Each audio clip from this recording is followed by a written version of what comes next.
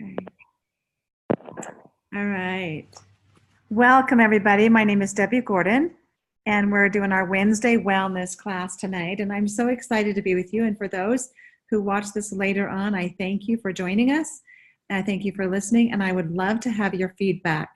And so I'm on with Rachel tonight, and I thank Rachel for joining us tonight. So we're going to talk tonight about sharing the love and harmony in relationships.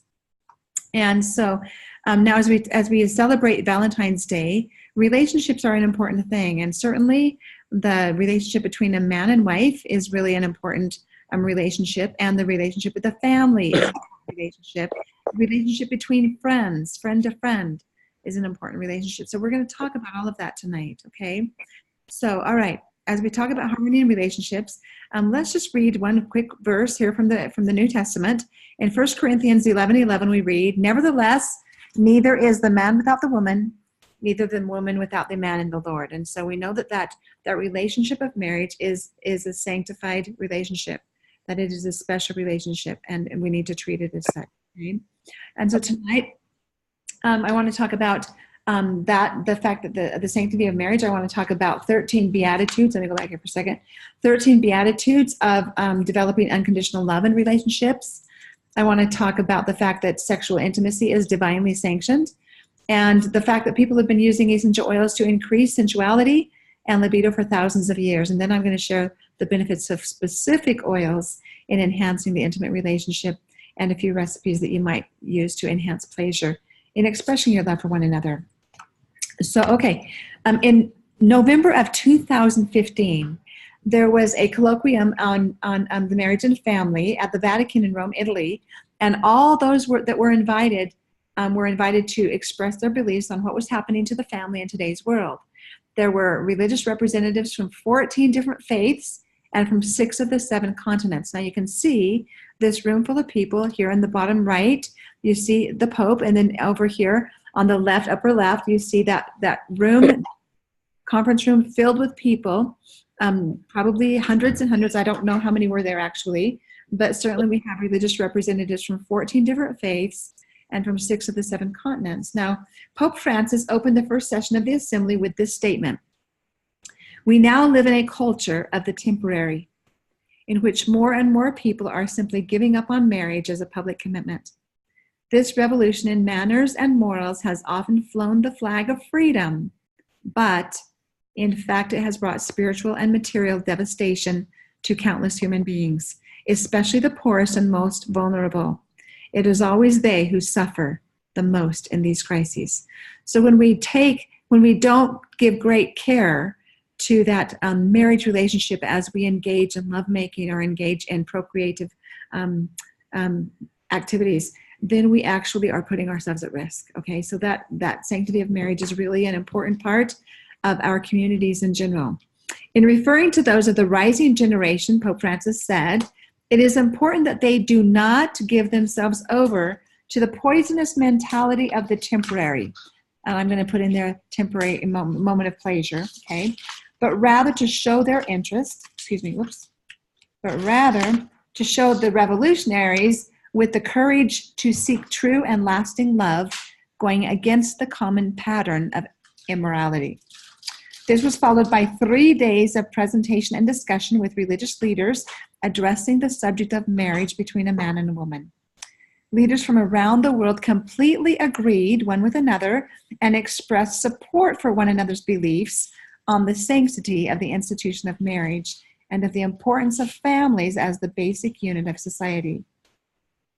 During this colloquium, various faiths and denominations and religions were united on marriage and family and the values and loyalty and commitment which are naturally associated with family units. Marriage and family-centered priorities cut across and supersede any political, economic, or religious differences when it comes to love of spouse and hopes, worries, and dreams for children. We are all the same. A great number of secular people have concluded that a committed marriage and family lifestyle is the most sensible, the most economical, and the happiest way to live. No one has ever come up with a more efficient way to raise the next generation than a household of married parents with children. Public opinion polls show that marriage is still the ideal and the hope among the majority of every age group, even among the millennial generation, where we hear so much about chosen singleness, personal freedom, and cohabitation instead of marriage. The fact is that strong majorities worldwide still want to have children and to create strong families. Once we are married and once we have children, the true commonality among all mankind becomes even more evident. As family people, no matter where we live or what our religious beliefs may be, we share many of the same struggles, the same adjustments, and the same hopes, worries, and dreams for our children. As New York Times columnist David Brooks said, people are not better off when they are given maximum personal freedom to do what they want. They're better off when they are enshrouded in commitments that transcend personal choice. Commitments to family, God, craft, and country. One problem is that much of the media and entertainment that the world shares does not reflect the priorities and values of the majority. For whatever reasons, too much of our television, movies, music, and internet present a classic case of a minority masquerading as the majority. Immorality and amorality, ranging from graphic violence to recreational sex, is portrayed as the norm and can cause those who have mainstream values to feel like they're out of date or from a bygone era. In such a media and internet-dominated world, it has never been harder to raise responsible children and to keep marriages and families together. Two vital pillars of our overall happiness are marriage and family. Marriage provides an ideal setting for overcoming any tendency to be selfish or self-centered, to develop pure and unconditional love between husband and wife, parent and child, friend and friend, self and all, is the lesson we have come to earth to learn.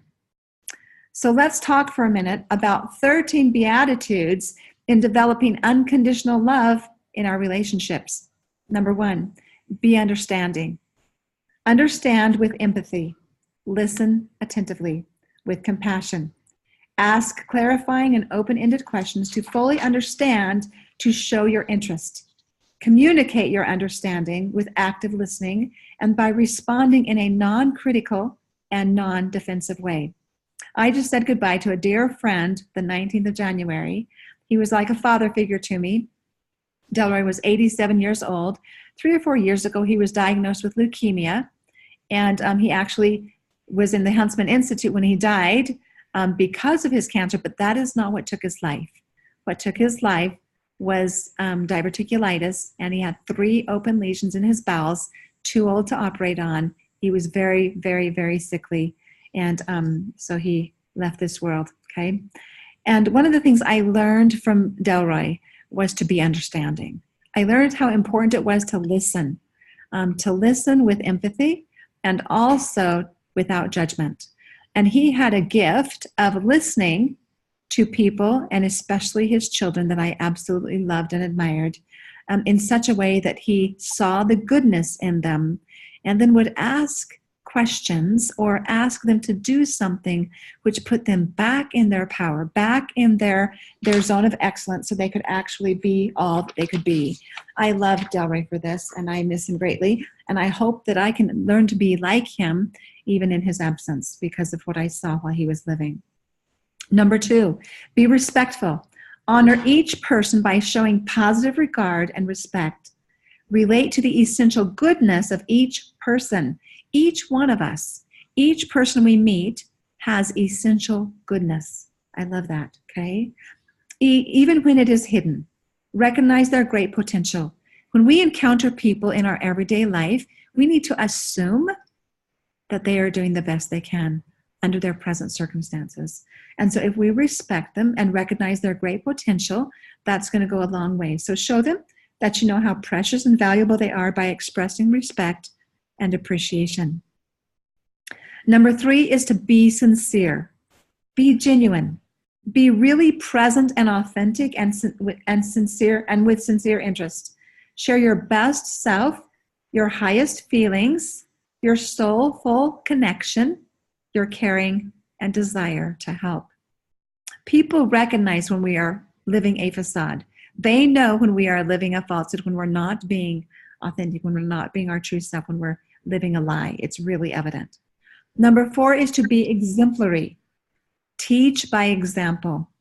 Be a living example of what you want to teach. Inspire others with your positive attitude, joyful feelings and actions, and be a good role model. That is never more important than within the walls of our own homes as we teach and train up our children in the way they should be. Number 5 is to be clear. Communicate well. Speak their language, verbal or nonverbal, to build rapport, comfort, and trust. For good communication, speak in ways that allow them to understand you, and in ways such as by accurately summarizing and reflecting what they have said so they feel like they've been heard and understood. Number 6 is to be encouraging. Praise other people's positive attributes and express admiration and appreciation for their talents, their qualities, their accomplishments, their values, and their courage. Validate their feelings and normalize their reactions. Acknowledge and endorse their positive aspirations, such as their desire to learn and grow. Number 7 is to be supportive. Support and assist sensitively and compassionately with information, referrals, contacts, endorsements, backing, coaching, mentoring, teaching, and training. Number 8 is to be empowering. Empower others by supporting them in making their own decisions. Gently offer guidance in clarifying goals, considering consequences, and choosing accomplishment steps. Their successes will increase their self-respect, confidence, sense of responsibility, and empowerment. My background is nursing, and I have worked with childbearing women for the last 34 years, and this is what I have striven to do, is to empower mothers in childbirth, in pregnancy and childbirth, in such a way that when they step into motherhood, they are confident and able to take care of their children without listening to all those other voices out there that mar their own confidence.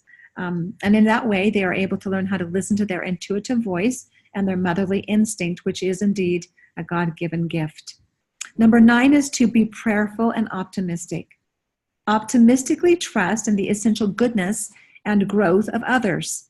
Visualize a harmonious relationship, seeing the other blessed in light and love, protected and growing. Prayers, blessings, affirmations, and visualizations are powerful forces benefiting everyone. When we focus on the positive, we get a whole lot better outcome than if we get caught up in the negative, and we're a whole lot more healthy because of it in every way, mind, body, and spirit. Number 10 is to be grateful and gracious. Express your gratitude often. Show your appreciation. Be specific with your thanks and gratitude in a timely fashion. Be grateful and acknowledge what others mean to you. Showing gratitude works wonders. Be gracious and find grace in the eyes of the Creator and of mankind.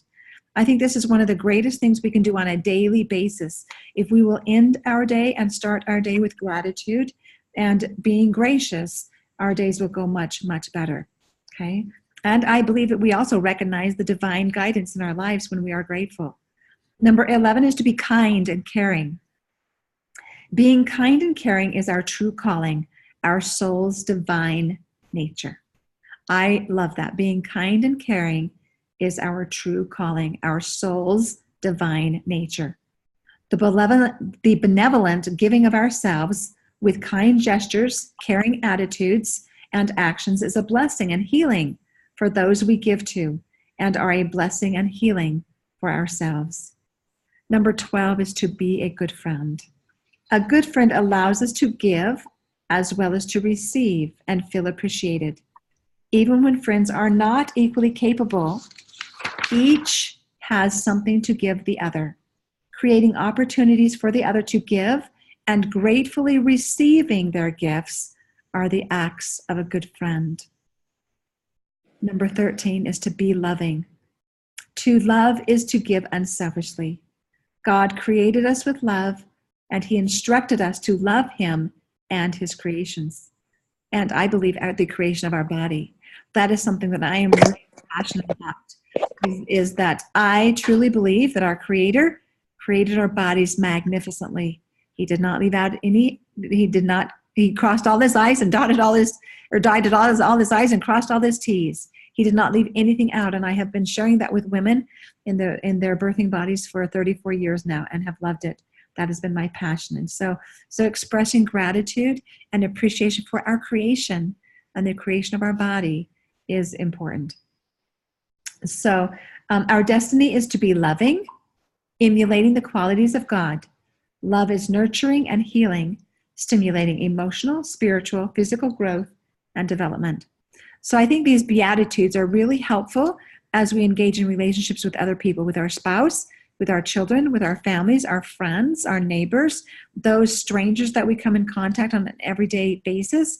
These are important things to incorporate in those relationships, to be understanding, to be respectful, to be sincere, to be exemplary, to be clear, to be encouraging, to be supportive, to be empowering, to be prayerful and optimistic, to be grateful and gracious, to be kind and caring, to be a good friend, and to be loving. So I hope that we will strive to do that in our everyday life. Now, hang on one second here. Give me, Rachel, I need to move our pictures out of the way so I can see these slides. Okay. All right. So Khalil Gibran said, love one another, but make not a bond of love. Let it rather be a moving sea between the shores of your souls. Now, what does that mean? That means as we love one another, we don't bond them. We don't stifle their growth. We don't hold them captive. We rather let it be a moving sea between the shores of your souls. So we allow them some give and take in their abilities to be different than we are, to respond to the world around them differently than we are. And we do this without judgment. And so I love this quote by him, okay? All right, so sexual intimacy is divinely sanctioned. And in the Bible, we read in Genesis, and they shall be one flesh. And they were both naked, the man and his wife, and they were not ashamed. Now, as I have worked with women in childbearing for this long, 3+ decades, let me just tell you that it is really evident in pregnancy and childbirth if a woman has had this divine intimacy relationship. If she was taken advantage of, if she was treated less than she could be, all that she could be, if lust took the place of love and tenderness, it showed in her pregnancy, it showed in her birth, it showed in her labor, it showed in her outcome, and certainly it showed in her confidence or the lack of it. Okay, and so when we recognize that sexual intimacy is, just realized my spelling error there, that sexual intimacy is divinely sanctioned, then we treat one another differently, and we are kind to one another, and we incorporate those 13 Beatitudes. Okay. So now the people have been using essential oils to increase sensuality and libido for thousands of years. Ancient Egyptian writers and artists often created works of art that referred to scents and fragrances in the context of sexual relationships. Even the Bible refers to scents, perfumes, and anointing oils as part of its sensual imagery. So let's talk about some of this for a minute. When we talk about the unselfishness of marriage, that extends certainly into the bedroom, okay? So black pepper is a warm, spicy scent known to strengthen circulation. And so that's how it's going to help in the sensual relationship. Strengthen circulation. It can stimulate appetite, both physically, literally, and sexually, okay? So use black pepper essential oil in minute amounts alongside other essential oils to add depth and a spicy top note to pique intimate interest, okay? Black pepper pairs really well with the floral essential oils like ylang ylang, rose, or jasmine. Sandalwood is a lovely one. The sweet, woody, exotic scent enhances physical sensuality and makes lovers more sexually liberated. Okay? Considered a sexual restorative, it induces a state of calmness and serenity and relieves nervous tension.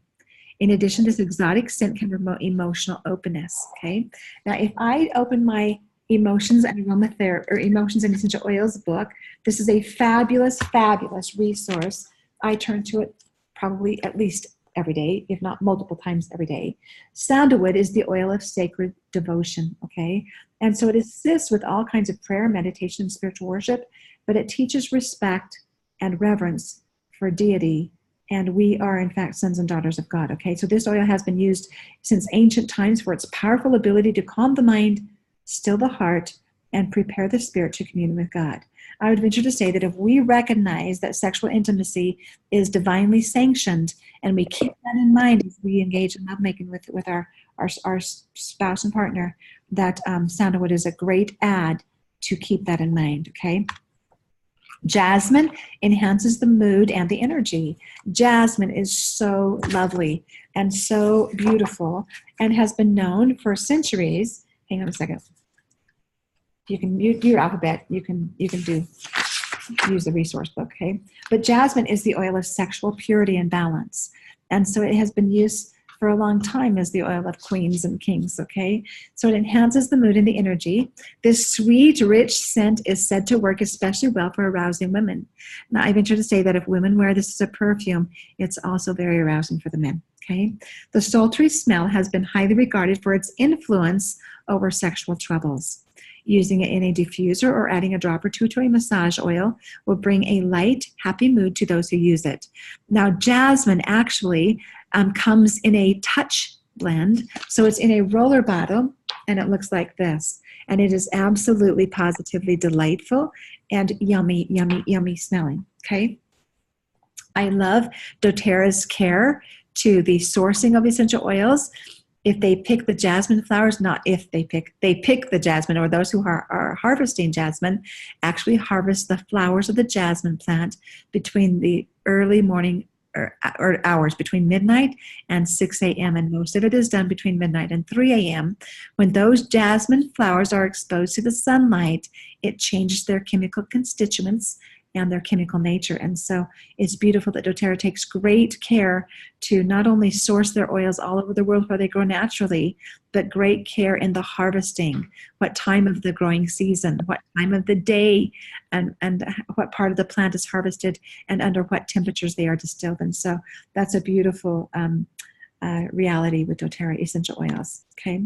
All right. Patchouli is known. There's a lot of controversy over patchouli. It was known in the 60s as the hippie oil. And a lot of people like, oh, I don't like patchouli. But let me just tell you that doTERRA's attention to purity and potency makes patchouli one of the most lovely oils ever. When I first got started with doTERRA, I did not like the aroma of patchouli. But I actually recently pulled it out to my husband. I said, man, this smells good. And it was really, really yummy. Okay, and so here's patchouli, and it really smells yummy to me now. It does not smell like a hippie oil anymore. Okay, so I love patchouli, and so it was used in the 60s, and it has a really woodsy, musky smell. So it almost smells. What would I say this? Musky smell. It's not as musky as it used to be to me. Let me just put it that way. Okay, it's really a lovely smell. But it's said to improve the spirits and balance the libido, and we use it in small amounts. It's very potent. Okay, now I'm going to give you some recipes later on, but patchouli needs to be used in small amounts. Okay, it is a strong oil, but its effect when you apply it topically to the erotic zones of your bodies, it can be overwhelming if you use too much. Okay. Patchouli is the oil of physicality. You understand what I mean, right, Rachel? Patchouli. Oh, Dia, welcome, Dia. Good to have you on here. So patchouli is the oil of physicality and supports individuals in becoming. Yeah, I still think dirty hippies and campfires. That's all. Yeah, that's where you've smelled it. Okay. So patchouli supports individuals in becoming fully present in their physical body. It balances those who feel devitalized and who seek to escape the body through spiritual pursuits or other forms of distraction. Or psychedelic pursuits. Okay, so that's kind of where they use it. All right. So now let's go on. All right, neroli is a yummy oil. Okay, now I love the fact that doTERRA has from the wild orange tree. Okay, they have several oils. We get the petitgrain oil from the leaf, the neroli oil from the blossom, and the wild orange from the orange peel. Okay, so as I turn to Neroli here, it is such a lovely oil, and is one of my favorite perfumes to wear. So I don't use any synthetic perfumes. I use essential oils. They are the real McCoy. Okay, so Neroli is the oil of shared purpose and partnership, and is a unifying and stabilizing oil. It is particularly helpful for calming troubled hearts in relationship conflict. Can you see how that would be really, really helpful in the marriage relationship? It is particularly helpful for calming troubled hearts in relationship conflict, okay? There is no doubt that in marriage we will have relationship conflict. But if we remember what brought us together in the first place during those difficult times, I remember my husband and I have been married going on 31 years now, and our courtship was rather unique. We had a long-distance courtship. We were married on the 7th time that we were together physically, and beautiful story. And so most of our courtship was through letters and phone calls. I lived in Casper, Wyoming. He lived down here in Bountiful, Utah. And so that's how we communicated and how we got to know one another, okay? We were set up on a blind date by his aunt, who worked with me in the hospital there in Casper, Wyoming, okay? And so at any rate, believe me, when we were married on our 7th date together, okay, we had a lot of learning and growth to be had, right? And we do not do things the same way. There have been many times when I have looked at him and said, what in the heck brought us together? We are so very different. And so the Neroli, believe me, is one of my very favorite ones to remind me, okay, that it's unifying, stabilizing in our relationship. So I love that, okay? So ongoing partnerships require acceptance and growth. Over time, perceived weaknesses in others come into full view, and as a result, individuals can grow bitter, frustrated, unsympathetic, and create emotional distance from people they once loved and cherished. So I remember when we had been married about 21 years, by that time we did have our children. We waited 8.5 years to start our family, not because we wanted to. We went through lots of years of infertility and then multiple pregnancy losses, and then we chose to adopt, and we adopted our first 2 boys, Jason and Jonathan. They are 3.5 years apart. And then 3.5 years later, I finally carried my 7th pregnancy to full term, and we got Matthew. A couple of years later, we got Benjamin, and then 3.5 years later, we got Aaron, okay? And of course, they were born in our late 30s and 40s. And so we are older parents. I'm 55, my husband's almost 60, and we still have a 6th grader. And so we have a 6th grader, a 9th grader, an 11th grader, and 2 boys in college. And so we're older parents, and they keep us young, let me tell you that. But at any rate, the Neroli is one of my very favorite ones. Oh, so what I started to say was, after 21 years of marriage, of all the challenges of raising 5 boys, one day, and I wasn't sure that I really liked my husband much anymore. And one day when I was pondering and praying about it, here's the answer I got. It was right 21 years ago. You have to make it right today. And so marriage takes effort. You're going to have conflict. You're going to have struggles and challenges. And we have to remember what brought us together in the first place and go back to that and nurture our relationship. And what we weren't doing was nurturing our relationship on a regular basis. We were so busy raising children and chasing boys that we weren't spending enough time nurturing our relationship. Let me just tell you that Neroli helps you nurture your relationship, okay? And so essential oils, like I said, they've been around for thousands of years and well recognized for their ability to affect our sensuality, and certainly they do that, okay? Now, peppermint is a really great oil to incorporate as we talk about intimacy. It's fresh, it's cooling, it's penetrating. The smell of peppermint gives us a sense of clarity and refreshment.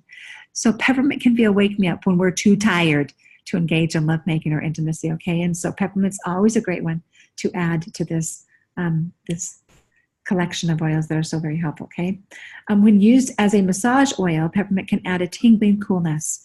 Pair it with black pepper for a warming sensation and a cooling sensation together, and that's fun to play around with, okay? All right, so now rose. Oh my gosh, okay? Rose is just, there's nothing like rose, okay? It's the oil of choice for so many people, okay? But it's very, very, very, very, very potent. I used to get a headache when I smelled straight rose essential oil. And now I love that doTERRA has it in a touch blend as well. And my husband took my touch oil rose to the meeting today, I hope and pray that he brought it back home. So the rose oil is really a beautiful oil, okay? Let's see. Stopping to smell the roses is important. The scent of rose is supposedly good for the soul, okay? Good for the heart, good for us emotionally and physically. It also helps improve the circulatory system. The aroma of rose is sensual, uplifting, and is perfect for pillow sprays or massages, okay? My favorite flower is a rose, and my sweet husband and I have a hot date tomorrow. We're going to a Valentine's dinner and dance that we've gone to most every year for the last probably, I don't know, 8 or 10 years. And he's already brought home a corsage and boutonniere. They're red roses because that's my favorite flower. That's his favorite flower too. But the rose is the oil of divine love. And so rose connects us to the divinity, holds a higher vibration than any other essential oil on the planet. It is a powerful healer of the heart, and it supports individuals in reaching heavenward and connecting with divine love. So I'm just going to say rose is a must-have, okay? And certainly a must-have in the bedroom, okay? And so bergamot is lovely, lovely, lovely. This is one of my very favorite oils too. It's created by pressing the essence from the bergamot orange rind. This essential oil has been used in perfumes for centuries. It has a spicy yet slightly sweet aroma, has been found to increase the number of amino acids in the brain, really does calm you, and increase the number of amino acids in the brain, which trigger heightened levels of sex hormones, helping to increase libido in both men and women. The scent of bergamot can soften more intense oils like ylang ylang to be used to complement more low-key scents like jasmine, coriander, rose, or lavender, or be used all in its own. So some of these oils, like the black pepper, like the patchouli, like the cinnamon, those have aldehydes in them, and the citrus oils neutralize those aldehydes. They're not so burning and hot, okay, or not so overstimulating. All right, so the citrus oils kind of neutralize that, and that's a really good thing to add in. But the bergamot accentuates the aroma of the flower oils, okay? And so adding it to jasmine or rose is really, truly lovely, okay? And bergamot is a really nice oil for any kind of stress. So if we need to chill or de-stress, bergamot is my first reach. When my legs are hurting, or I have restless leg syndrome, or the other day, I'm going to be a little bit vulnerable here today. The other day I had my legs waxed for the first time ever in my entire life. I had no idea what I was expecting or what I should expect. And let me tell you, it was not pleasant. And my sweet husband rubbed my legs down with bergamot and fractionated coconut oil to calm. I felt like certainly every hair follicle was on end, right? Because they just pulled all the hairs out of every hair follicle. But everything hurt on my legs. And he rubbed me down with bergamot, which was absolutely really soothing and helped me to sleep. Well, so, okay, now, passion is a wonderful, wonderful blend. I don't have my glasses here. Let me see if I can read this. I might not be able to read this. But passion is really a great one. Let's see if I can find it in the book and tell me what's in it, because I can't read the label, okay?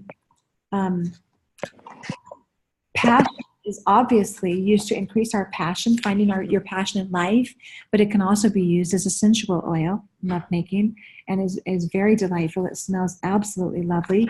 It's a combination of cardamom, cinnamon, ginger, clove, sandalwood, jasmine, vanilla, and an oil that I'm not familiar with at all, Damiana. But let me tell you, passion is lovely, lovely, lovely.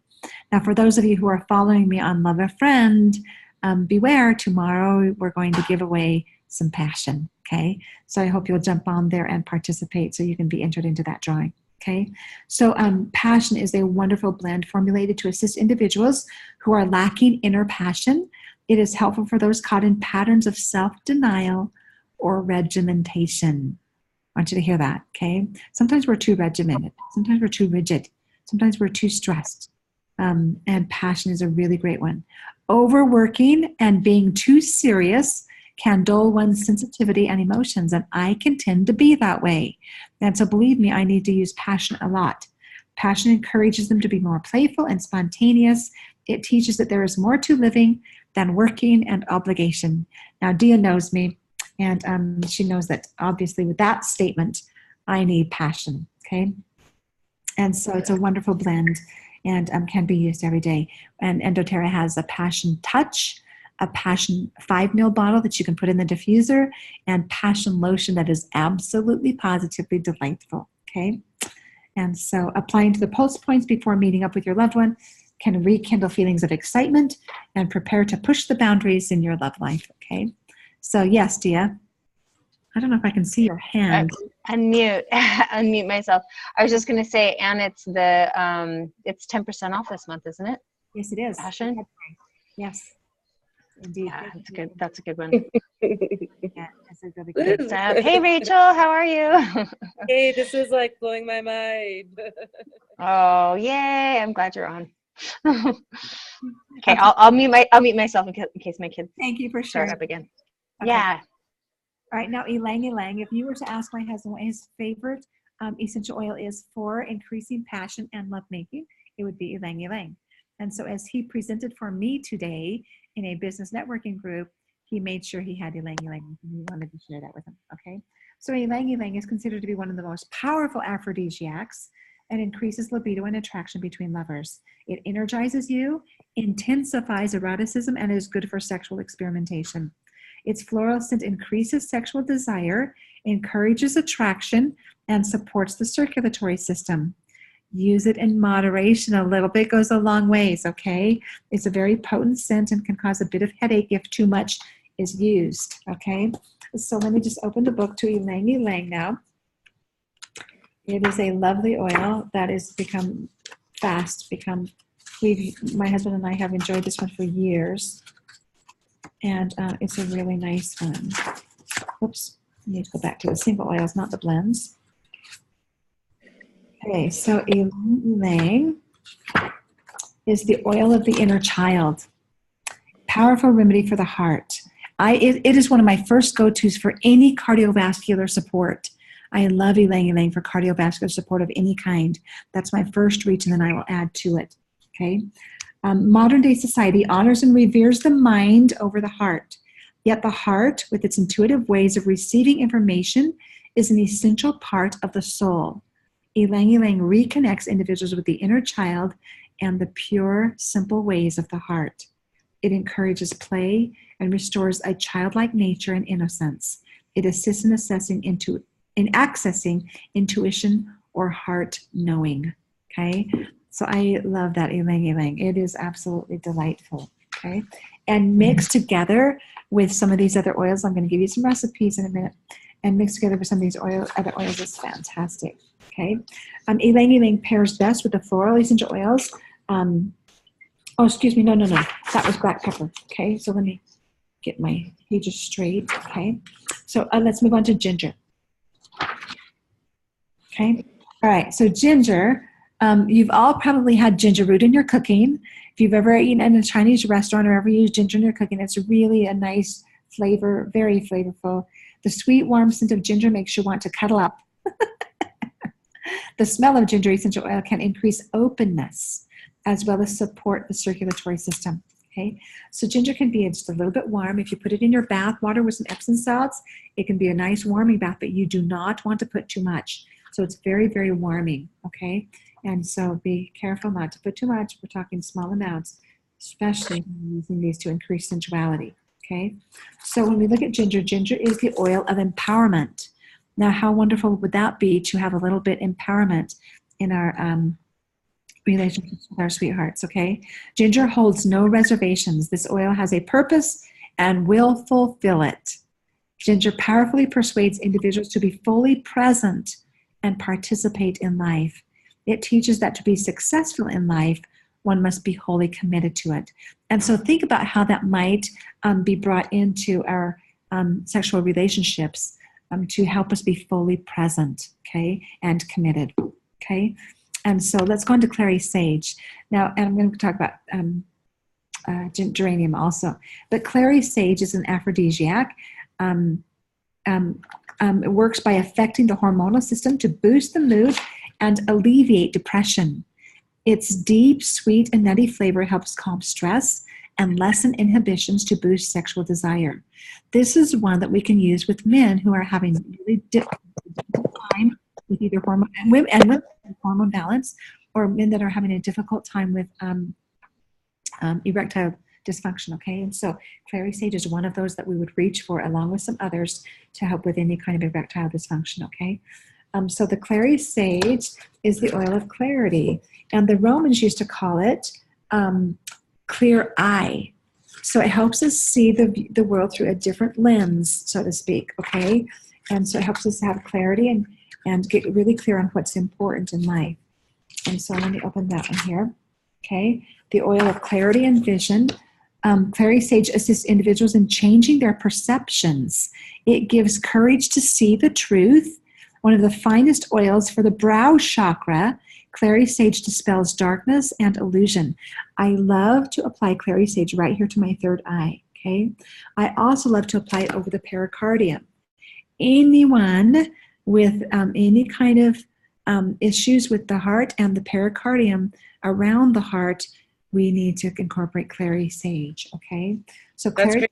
Oh, that's great to know. I love it.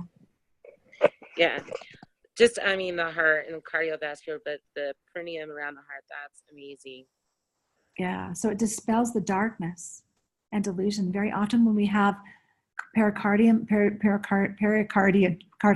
if I could say that word, okay, when we have any inflammation around the tissues around the heart, then probably we need to dispel darkness and disillusion, okay? And so we need to, clary sage encourages individuals to remain open to new ideas and new perspectives.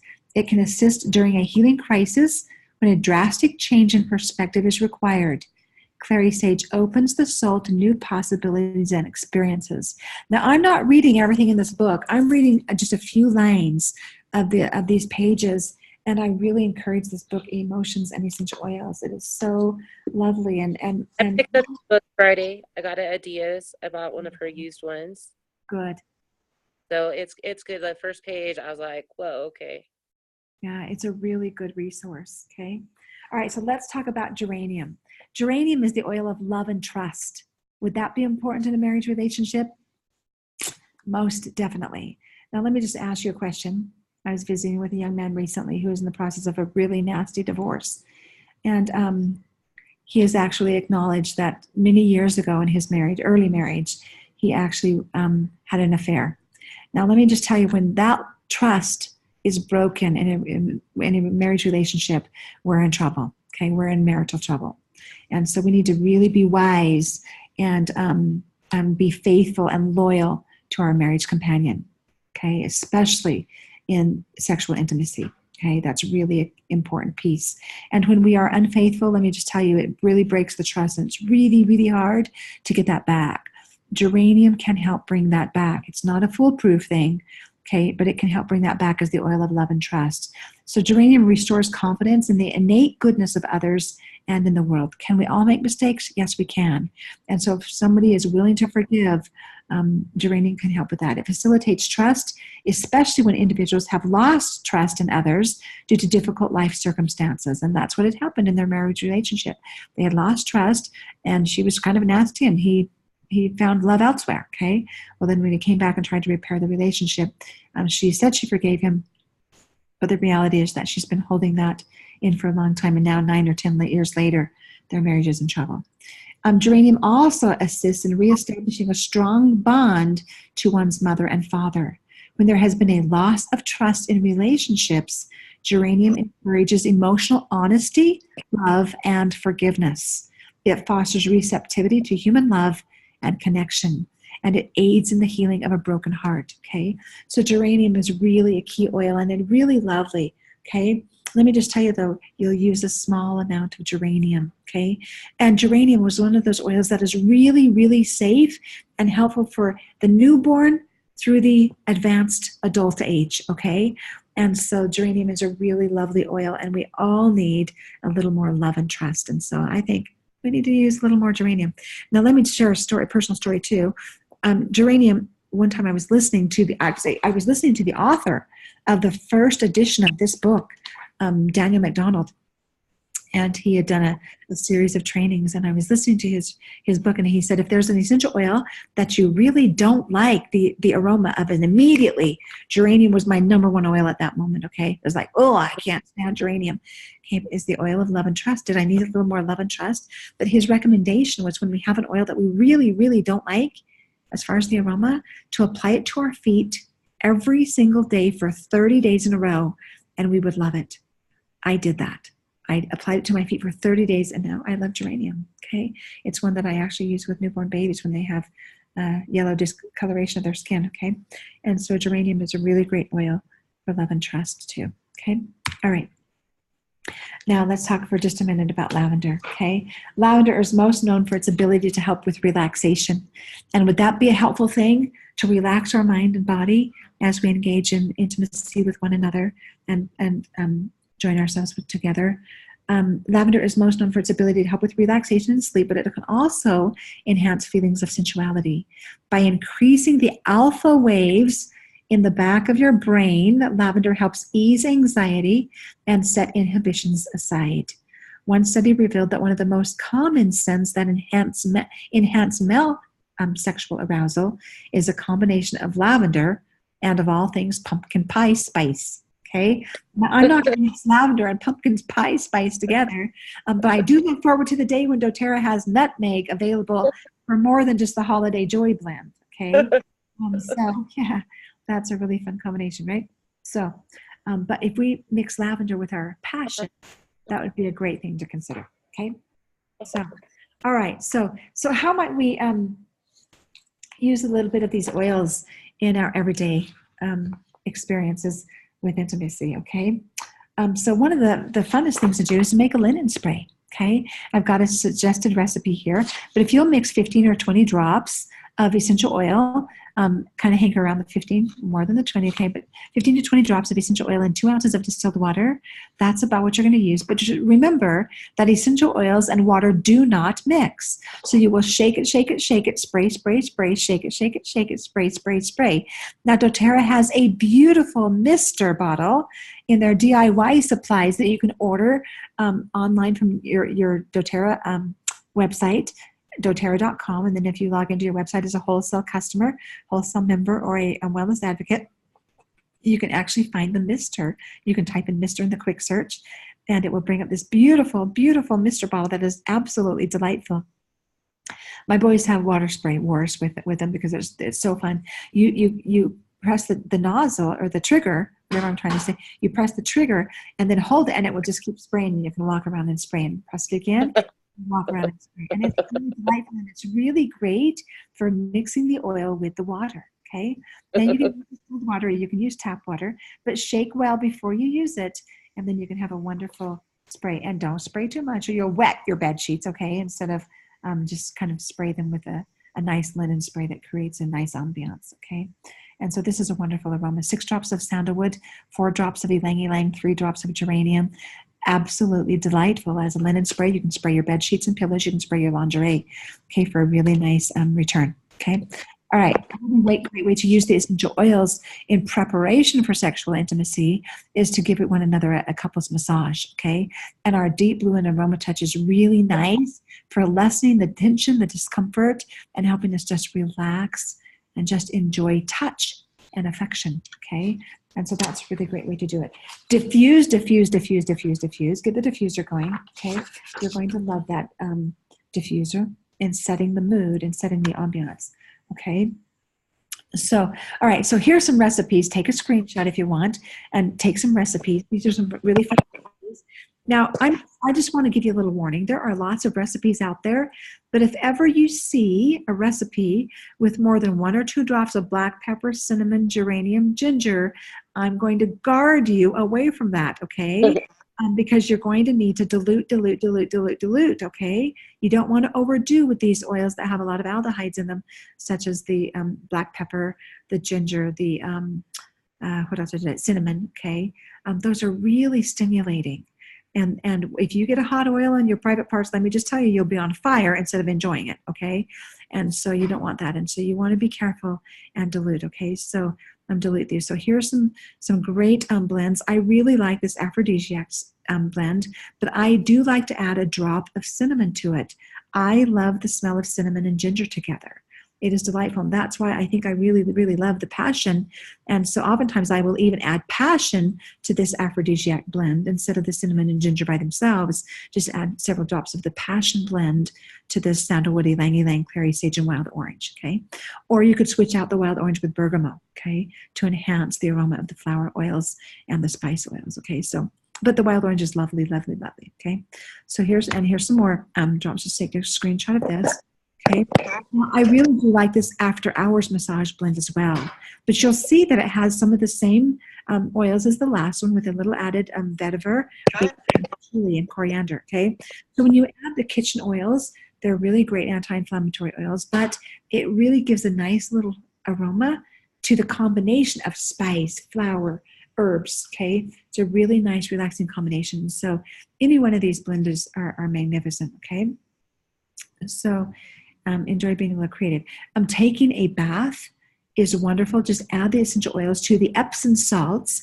Remember, essential oils and water don't mix, so if you drip them in the bathtub, they're going to sit on top of the water. But if you add them to a handful or a half a cup or a full cup of Epsom salt, then swish that through the water, then you've got the oils disseminated through the bath water, and it's a lovely, lovely tub soak. My boys love to have an essential oil bath. Anytime they don't feel good, anytime they're aching, anytime they have sore muscles, anytime they have the flu, they want to take an essential oil bath. It's really delightful to take an Epsom salt bath with the oils, okay? So enjoy that. Okay, so now I'm going to stop my share here for a minute. Maybe. Okay. I got to do that, okay? And then I want to open up to one other thing. First of all, let me open it up to questions and comments real fast. Then I want to show you a couple more things, okay? So any questions, comments, Dia, Rachel, thoughts? Oh, I love it. Was this helpful, Rachel? Oh, it's nice to hear all this. Dia had like a little night at her house, and we didn't really, I mean, we got far into the oils, but it's always nice to hear more about how I love this. Like, this is great. Very Especially the bottle, because I've been using like a spray breeze mixer. I save stuff, so I'm like, ooh, okay. I mean, I'm sure it'll make a big difference with a better mister for sure. Yeah, yeah. Spray bottle. Yes. Absolutely love it. Love it. Love the essential oils. I'm excited. Awesome. Okay, hang on a second. I want to bring this up here. Let me share my screen one more time here. Now, this was a ebook that Casey Vaudry put together, and Casey's my direct enroller and sponsor now. And she really great blends in this ebook. It's called Passion, Essential Oils for the Bedroom, okay? But let me just say that some of her blends make me think we're breathing fire. So beware. But this has some really great ideas, especially for specific men's blends. When men are willing to get it on, so to speak, this has some really great ideas. Okay. Now look at this recipe compared to the one I gave you. Mm-hmm. You see at least twice as many drops, but notice it's in a 4-ounce glass spray bottle. Okay. Now I do like to make spray bottles in glass spray bottles that I get from Aroma Tools. You can get them other places. Oil Life has them. Aroma Tools has them. You can now get them on Amazon for the most part if you're careful with what you're purchasing. And you can probably get some from AliExpress too. But at any rate, I love to put my essential oil sprays and my cleaner sprays in glass bottles because the essential oils adhere to the plastic. Okay, so that's a recommendation. Okay, so there's so these are some great recipes here, and I will post when I post the recording of this. In fact, this is where we find it on her peacefulheartleadership.com. That's where we're going to find this ebook for download. Okay, so there you have it right there. Okay. And so I have tried this Awake Aphrodite, and that's a really lovely thing. But I really like a little more bergamot in there, so I add 3 drops instead of 1 drop. I love the bergamot, and it's so nice and reducing. It's a brand new one to me, and I think that is awesome because, yeah, I mean, a lot of those can be very overpowering. Lang Lang, sage, geranium. I like geranium a lot. Patchouli is the sandalwood.